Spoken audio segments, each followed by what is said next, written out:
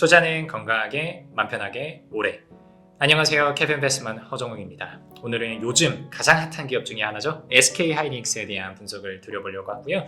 SK하이닉스를 분석하는 여러 가지 단면들이 있을 텐데 그 단면들 중에서도 오늘은 차입금에 대한 분석을 좀 드려보려고 해요.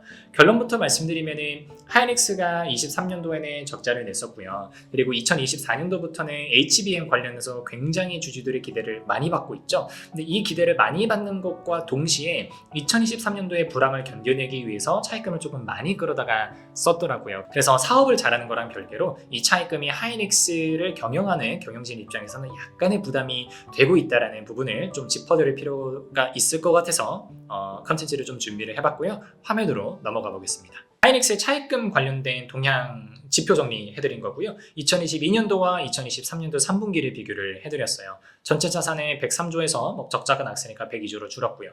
근데 부채 총계가 40조에서 46조, 거의 47조까지 늘었습니다. 그리고 부채 중에서도 이자를 발생시키는 차입금이 23조에서 31조로 많이 늘었어요. 그래서 첫 번째로 이제 부채 부담을 여러분들께서 파악을 하실 때 하시면 좋은 작업이 바로 차입금 의존도라는 거를 계산하시는 게 있거든요. 되게 계산하기도 쉬워요. 전체 자산에서 차입금이 얼마나 차지하느냐, 우리 회사의 자산이 차입금에 얼마나 의존하고 있느냐를 표현을 한 겁니다.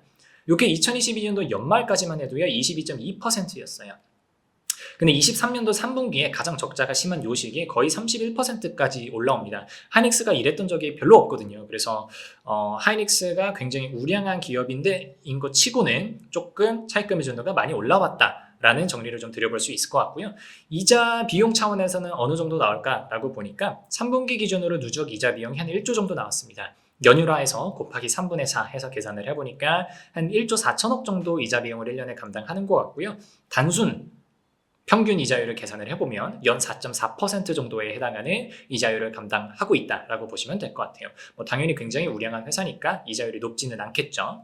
분기별로 차입금 추이를 조금 보여드리고 있어요. 최근 1년을 보여드렸고요. 22년도 3분기부터 해서 23년도 3분기까지고요. 원래 차입금이 이때 1년 전에 22년도 3분기 정도 보시면 한 22조 정도밖에 없었던 차입금이 쭉 올라오더니 23년도 1분기에 급격하게 올라갑니다. 23년도부터 본격적으로 반도체 불황이 찾아왔잖아요. 그러면서 분기마다 늘어서 지금은 32조가 조금 안 되는 수준을 유지하고 있어요. 그래서 시기열 분석으로 봤을 때도 조금 많이 늘어나고 있다라고 보시면 될 것 같아요. 1년 사이에 50% 정도 늘었으니까. 그럼 여기서 실질적인 이제 이자 부담을 조금 여러분들께서 계산하실 수 있어요. 그럴 때 제가 항상 사용하는 게 이자 보상 비율이라는 거죠. 그래서 영업이익을 이자 비용으로 나눈 겁니다. 그럼 이게 어떤 의미가 있느냐 보시면 영업이익에서 이자 비용을 내면 세전이익이 나오고요. 세전이익에서 법인세를 내면 당기순이익이 나와요.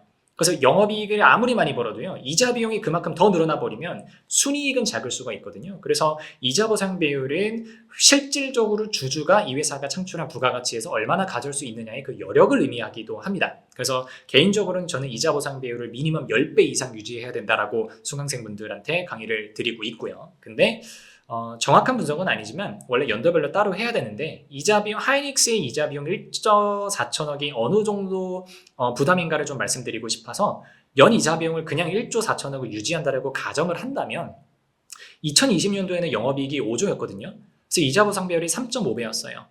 2021년도에 8.6배, 22년도에 4.8배까지 떨어집니다. 23년도는 적자니까 요거 계산하는 의미가 없고요. 그래서 이자 보상 비율만 따지고 봤을 때는 연 이자 비용 1조 4천억이라고 하는 금액이 하이닉스의 영업 규모 그리고 실적 규모로 미루어 보건데 그렇게 부담이 전혀 안 되는 이자 비용은 아니라는 거죠. 상당히 부담이 되는 수준이에요. 그래서 하이닉스 주주 여러분들 최근에 주가가 올라서 굉장히 많이 축하드리기는 하지만 또 이런 차원에서 부담이 분명히 있다라고 하는 거는 염두를 해두시면 좋을 것 같아요. 물론 23년도 방금 전에 말씀드렸던 것처럼 사실은 25년도, 26년도까지도 HBM 쪽, 그러니까 AI와 관련된 HBM 수혜로 이익은 굉장히 폭발적으로 성장할 거라고 예측이 되고 아마 2021년도에 12조라고 하는 요 영업이익도 잘하면 뛰어넘을 수 있지 않을까라는 생각이 들어요. FN가이드 애널리스트 예상치를 보니까 24년도에 바로 영업이익이 11조로 튀어 올라올 거라고 예상이 되고 있고 25년도는 17조가 예상이 되고 있잖아요. 그래서 앞으로 전망이 굉장히 좋은 거는 맞습니다. 하지만 그럼에도 불구하고 그 좋은 전망이 실현됨에 따라서 들어오는 그런 현금들을 좀 발빠르게 차입금 상환에 써야 되지 않을까라는 생각이 드네요.